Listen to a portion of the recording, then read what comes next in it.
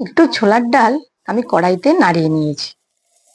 তারপরে দেখো মিক্সির বাটিতে ঢেলে দিয়েছি, আর একটু নারকেল, একটু কাঁচা লঙ্কার, একটু সামান্য আদা বাটা দিয়ে পেস্ট করে নিয়ে এই ঢেলে নিলাম বাটিতে। এবার একটু শুকনো লঙ্কা, কারি পাতা আর সর্ষে ফোড়ন দিয়ে নিচ্ছি। এবার ওই ফোড়নটা আমি ওই ছোলার ডাল নারকেল বাটাটার মধ্যে দিয়ে দিলাম।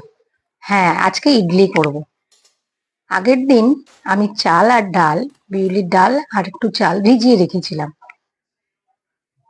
এবার দেখো এটাকে একটু নাড়িয়ে চাড়িয়ে নেবো। এই চাটনিটা খুব সুন্দর হয়। ছোটবেলায় জানতাম এই চাটনিটা বোধহয় পোস্ত দিয়ে হয়, কিন্তু অনেক পরে এসে জেনেছি এটা ছোলার ডাল বা ছোলা দিয়ে করতে হয়। আর এই দেখো আমার ভেজানো ডাল আর চালটাকে পেস্ট করে নিয়েছি। এটাকে একটু ফার্মেন্ট হতে দিতে হবে, না হলে কিন্তু ফুলবে না। আর ওদিকে আমি ইডলি মেকারটা বসিয়ে দিয়েছি, ওখানে আমার জলটা একটু আগে থেকেই ফুটছে। আর এই গোলাটাকে আমি একটু গাঢ় করে গুলেছি।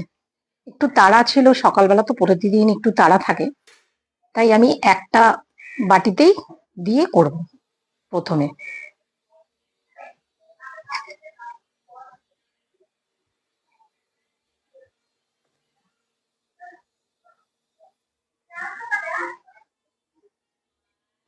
এবার এটা দিয়ে আমি 15 মিনিট রেখে দেবো, কোনো হাত দেবো না, নাড়াচাড়া করবো না।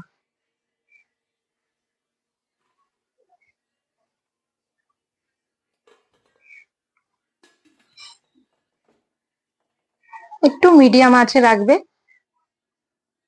দেখো বার করে নিলাম,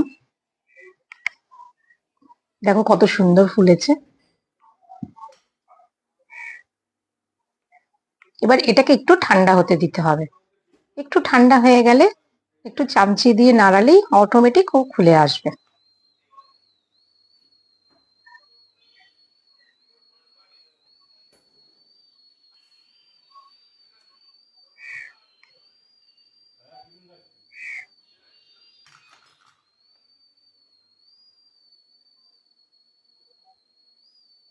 আর একটু ধনেপাতার চাটনিও করে নিয়েছি, আদা কাঁচা লঙ্কা দিয়ে, আর একটু নুন চিনি ব্যালেন্স মতন দিয়েছি।